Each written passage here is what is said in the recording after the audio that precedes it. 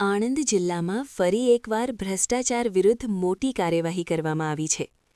Anti corruption bureau એસીબીની ટીમે Khambhat city police મથકમાં ફરજ બજાવતા પીએસઆઈ પીપી પટેલને 30,000ની લાંચ લેતા રંગે હાથ ઝડપી પાડ્યા છે.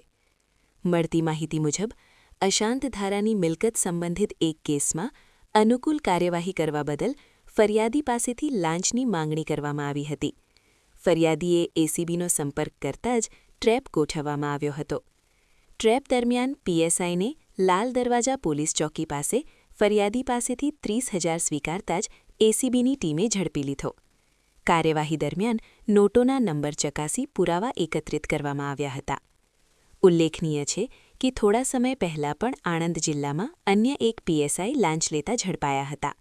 સતત આવી ઘટનાઓ સામે આવતા પોલીસ વિભાગમાં ફરી એકવાર ખળભળાટ મચી ગયો છે. હાલમાં એસીબી દ્વારા આગળની કાયદેસરની કાર્યવાહી હાથ ધરવામાં આવી રહી છે અને વધુ તપાસ ચાલી રહી છે. બ્યુરો હેડ બસર મલિક, આણંદ.